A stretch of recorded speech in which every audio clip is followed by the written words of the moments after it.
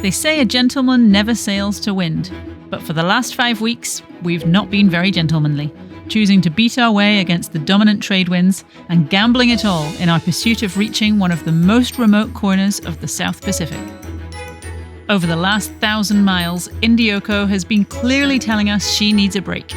With a growing list of significant failures, we once again find ourselves on the hunt for fuel. Unfortunately for us, the closest supply is on a nearby, once infamous military base that just so happens to be completely the wrong direction. But it's okay, because we have a secret weapon.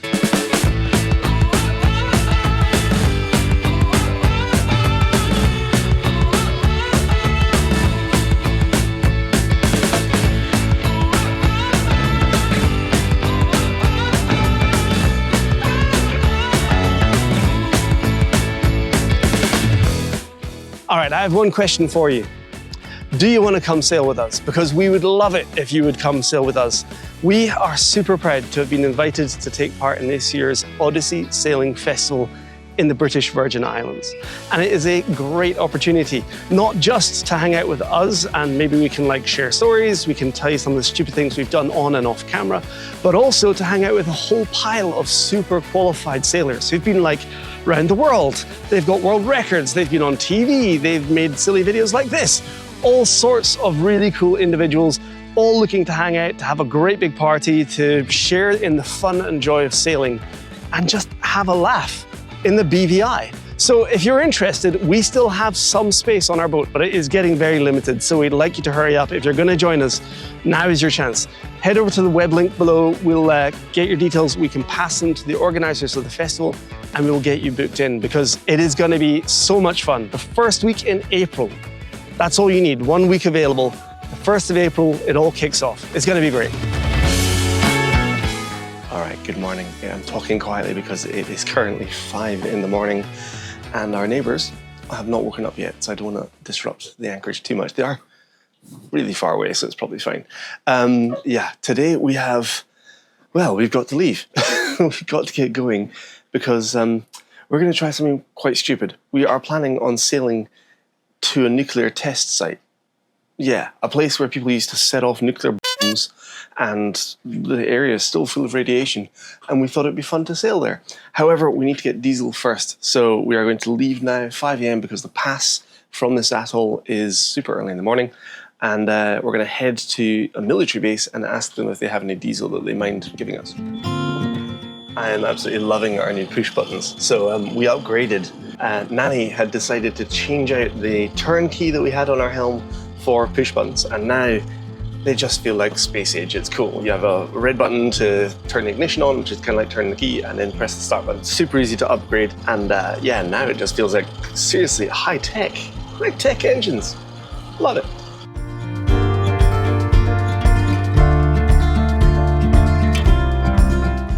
Cool.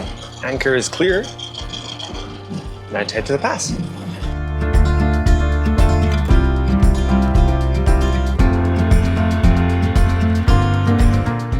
Our entry into this atoll was less than ideal, with big scary waves and rolling swell kind of pushing us into a very, very narrow channel. So yesterday we walked through the village to just go and take a look at the pass at what we think should be slack tide.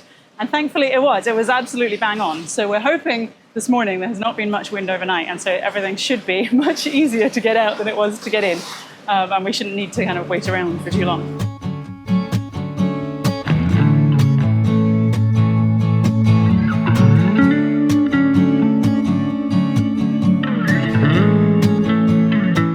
Well, we timed that, right? I think we did all right. Yeah, that's maybe not textbook, but about 1.5 knots of current. No waves outside, except for the breakers on the beach. Yeah, That was so much easier than coming in. When you time it right, they're not bad, are they? Weird that. Yeah, when you're not dealing with 5 knots and massive standing waves, it's quite straightforward. I know it may not look it, but we are learning a lot more about the passes and what influences them and affects them. So if we turn up somewhere and it's looking horrible, we are getting better at guessing how long we're going to have to wait or how it might calm down over the next couple of hours. So yesterday, coming to have a look at the pass at the time we thought was definitely helpful.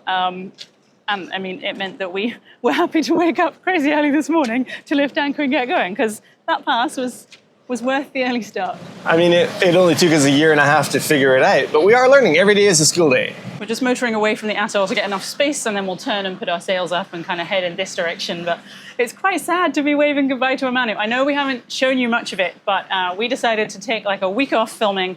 It was Christmas and New Year, so we did lots of Christmassy things here, and the village have been so welcoming. Like, they had a children's performance of traditional dance that we went along to.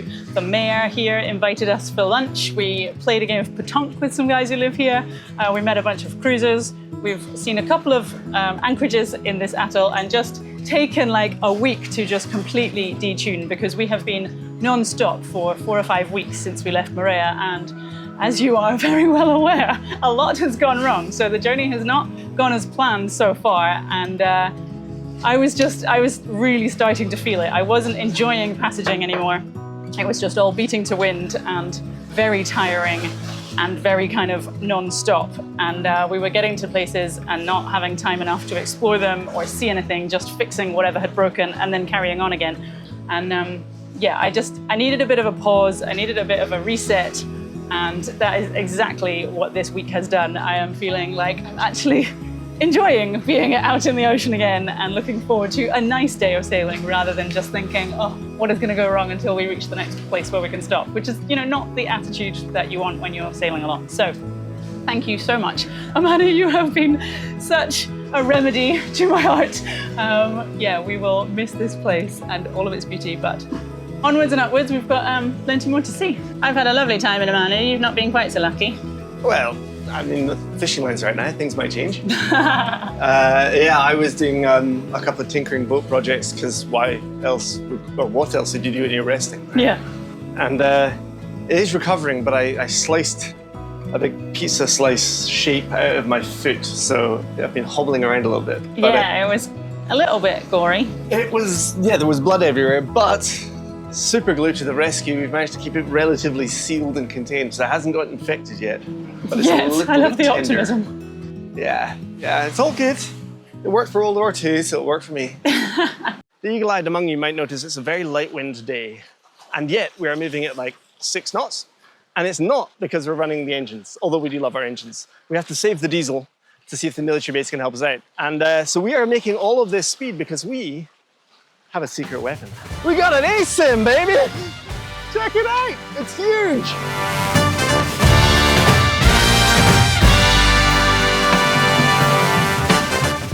I am so excited about this. So if you saw our Pacific crossing last year, you will know that the poor old Kraken died a death halfway across the Pacific. It ripped entirely through the middle. I did try my best to sew it back together, but it was no more, so we had to give up on that dream. However, Precision Sails reached out, saw the sadness and the loss of the Kraken, and said, Happy Christmas. So this absolute beast is now on its new home, and I can't believe it. We are a logified boat. This is absolutely unreal.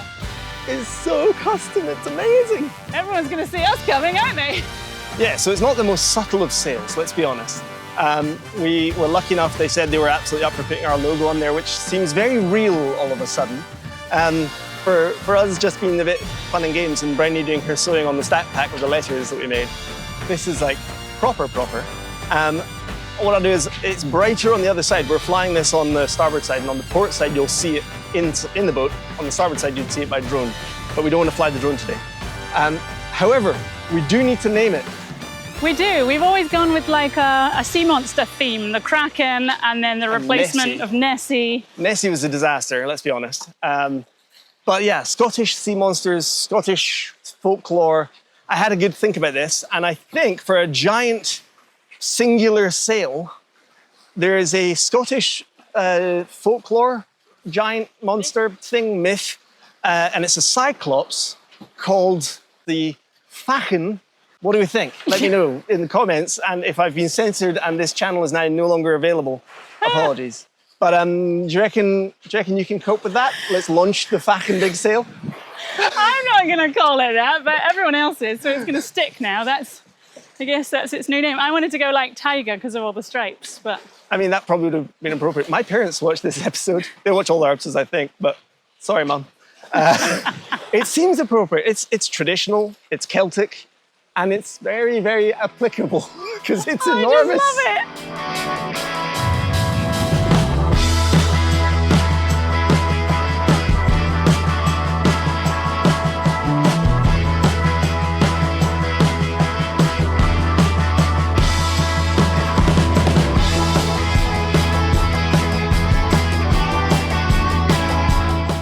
We are so grateful to Precision. As you know, it is not easy to ship things into Tahiti that they managed, so we picked it up in Tahiti before we left, but as you know, we've been beating into wind this whole time, so we didn't think we were going to get a chance to fly this until we reached the Gambier and turned around again. But on this little short hop that we're doing just to the next door atoll, it's only a couple of hours, and we were like, well, let's test the beast. So yeah, this gives us hope for continuing west when we eventually turn around, and just downwinding from now on is going to be a delight.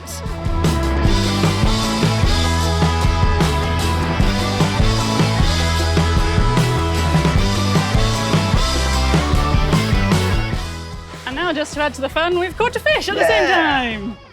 Maybe this sail is good. This is the answer to our fishing woes. Oh, there we go. I mean, he was picking up a fight, but he's calmed down a lot. What is it? It's a wahoo. Woohoo! Yeah! Oh, well done. We shall feast like kings tonight. So we didn't catch a fish for ages, and then we caught one on our very first leg of this journey, and here's our second fish in like just about a month. So maybe we just had to come even further off the beaten track, and all the fish had been taken because we were in places that were too popular with, you know, like 3 boats a year, and that was too many people. This is a big one. That is a big one. Doesn't beat our record. Oh, I'll put it back then. My personal record. Just saying. But it is a monster. Yeah, nice. This is such a rush. We have got the fish landed. Now we're going to try and get the spinnaker down, and then we're just going to turn into the pass. So Ian is going to be left with doing all of the pass, which, to be fair, he always does anyway, and I will deal with the fish at the back. But we're going to get the ASIM out the way first and see if the SOP works.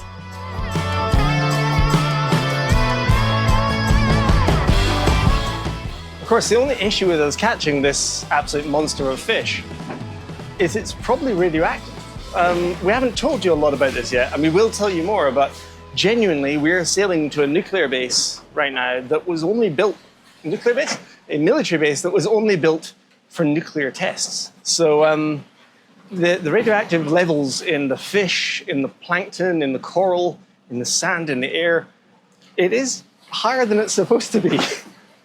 I mean, you know, maybe we'll get to see in the dark or get Superman powers or something. Oh, I could be an X-Man.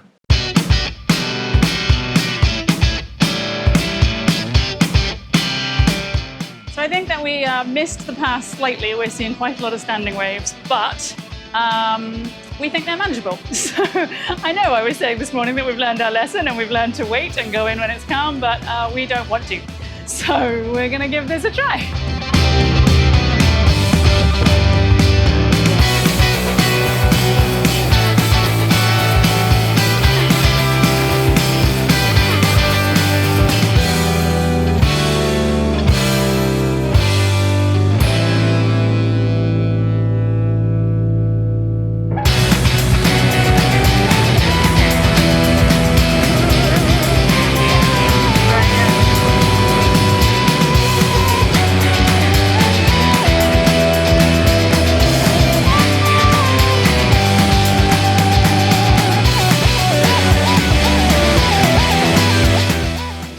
We got through the worst of it. I think we just about survived that, yeah. Actually, it's quite funny. Now that we're coming in, there's these two channel markers, and you can see the current that's rushing through them. They're both pushed over on their sides, and with white ripples pushing past them, white water. So maybe we'll time it better on the exit. I think that would be a good idea. So we're just coming into the north end of the village here. I have just changed to cover up more because the sun is so hot and I was getting sunburned after preparing the fish and being out on the steps for so long. But yeah, it looks like there's a little dock there. I think this is the old military base. It's not active anymore, but hopefully there's space we can tie up to the wall and then figure out some diesel from somewhere.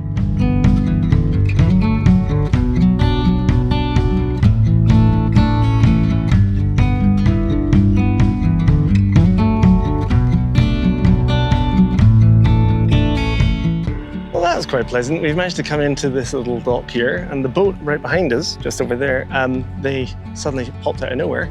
Black Lion, they're called. And they just said, hey, can we give you a hand? And they took our lines for us, which is very kind of them because they weren't wearing any shoes. And this concrete dock is on fire. So thank you very much to them. What's slightly more concerning, however, is what we're tied to. Should we be worried? So as we were coming in, I was like, oh, I don't see any stanchions or any cleats on the dock that we can tie off to. And then we realized there's just these hoops. So I was getting prepared to just jump off the boat holding all of the lines. But yeah, the guys next door came and helped us, but we've just come to look at what we're actually tied onto. And they have been here for a long time. They're very wise and mature. Seasoned. I think. So basically it's like an iron peg in the ground and then an iron hoop attached to it, but they are so weathered. The thinnest point on here, I would say, is less than 2 millimeters, and I'm going to Google what that is in inches and put it on the screen because that's quite impressive. That's fairly pointless. So I think we'll be okay because we've got 11 knots right now and it's supposed to die off tomorrow to 3 or something. I will definitely check the weather again and make sure that we're not going to get a storm, but yeah, it's slightly alarming. Just a bit, but a very pleasant location. Oh my goodness, this is absolutely stunning. And like a huge welcome from the gendarmerie as well. Oh yeah, I didn't mention. So those 3 guys just turned up like as we were coming in and just came basically to say, hey, welcome to How. Yeah, come tomorrow with all your papers. It's like arriving into a new country. They've said we have to go to the gendarmerie tomorrow, that's like the police station, and take our boat papers and our passports and everything. And they've got a little log, so they want to know where we've come from and where we're going next, and they keep track of all of the visitors. But they were basically just here to be like, hi, welcome to our atoll. I love it. It definitely has small village vibes. I think the gendarmerie are busy work. They've got to do something with their time. So why not just keep tabs on the boats that come in and out? Well, there were 3 of them, and I did think you're all 3 policemen for the entire village, aren't you? Oh, yeah, absolutely. They were like, oh, great excitement, there's a visitor. There's a boat, there's a boat. But, you know, I figure they're keeping track because where we are now, we're fairly far south, and it's absolutely fair to say that some boats would be arriving from places like Pitcairn, and they could easily just like sneak their way through French Polynesia for months, if not years, before they get recorded anywhere official. So I guess they are kind of operating as a port of welcome, which is a nice way of saying they're basically... Border control. Border control.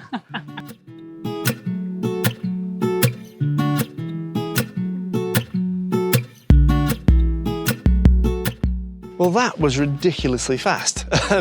Within seconds of arriving, the gendarmerie had pulled up next to the boat. They told us we needed to do a bit of a check-in, which is unusual, but we went down to their office and brought the boat papers, that kind of stuff.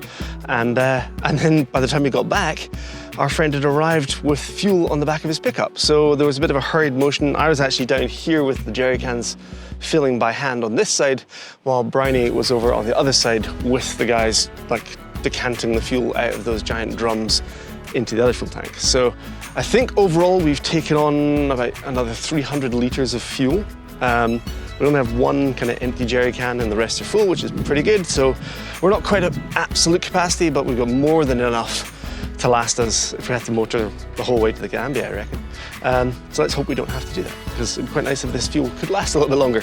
The other cool tip is that he was willing to take our VAT certificate, or our duty certificate, whatever it's called. So we were able to get the fuel at a duty-free price, which is, like, as you've heard, a really, really good thing for us. So yeah, overall good. However, we don't really like being on a wall. It's kind of a weird feeling. We're not moving, the water's kind of stagnant. There is literally only 1 other boat here, and we met a boat out in the bay yesterday, so we might go and say hi to them again, but it's time to move. And I think I'm gonna make Brioni take the boat off the dock, because it's been a while since she's done that. So I have actually never done this before, and it's like perfect conditions, which is why I said I wanted to do it, but I'm like really nervous. Look at my hands shaking. It's like, it is gonna be really easy, and I'm gonna be so proud of myself when I've done it, but you just have that little mental thing of going, the entire responsibility of the whole boat is on me, so if I do smack it into a wall or something else, then can't really complain. We have kind of always held the ethos, which is, you know, we're learning as we go here, and whilst we had lots of practice and lots of things, you know, when we have to med-moor someday, we'll probably screw that up a few times. So in that sense, this is fine, as long as you don't make a big hole in the boat. A scratch is okay, a big hole is a problem, okay? That's the deal. Deal. Okay, we've got headsets on, we've got spring lines sorted. I know that we are going completely overkill on this, but first time, I just want to make it as easy as possible. We are seeing like 12 knots of wind, but it's blowing us off the dock, which is perfect. So really, I don't need to do very much at all. Let's just get on with it. I do feel a bit like we're in Top Gun or something. I should be sitting doing that thing going, yes, do that for me, please. Yeah, that'll work for you to keep you on track, right? Yeah, just hand signals and dancing. Let's do it all in interpretive dance. That's it, crashing.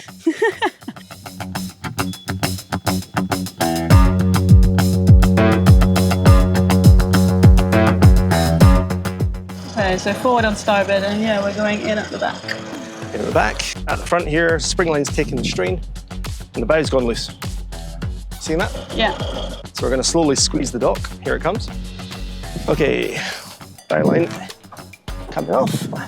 The wind is pushing us off. So what's going to happen when I lose this guy? It is slack, but if we have a gust like that, you might find the back getting pushed off. So one thing you do to correct that is you put more throttle to counter the wind. Yeah. The boat's going to fight to try and get itself back on the dock. Okay. That makes sense? Yeah. Cool. Okay, so what's going to happen next?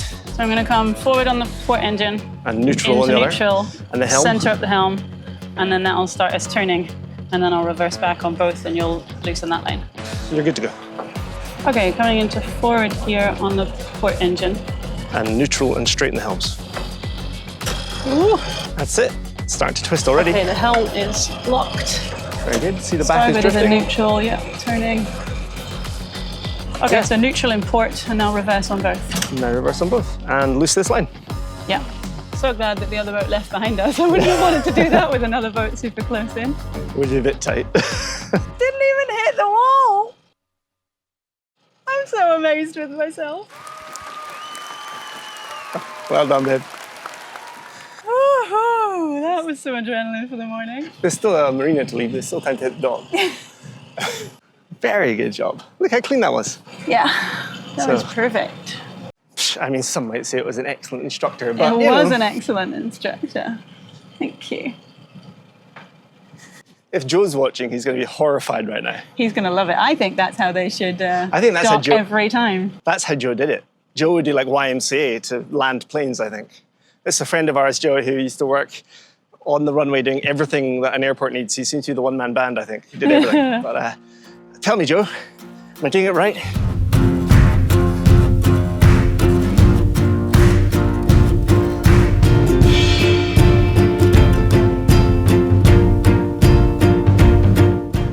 We just moved over to the village anchorage here, and I am feeling on top of the world. That is like a big challenge that I wanted to overcome, and now I have done it.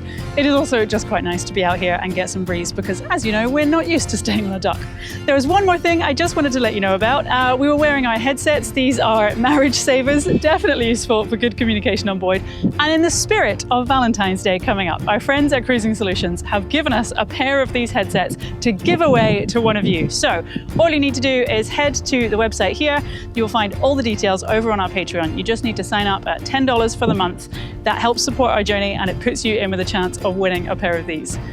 Other than that, we're just going to sit around for the day, enjoy the sunshine, wait for the wind to pick up, and then we'll carry on our way to the Gambiers.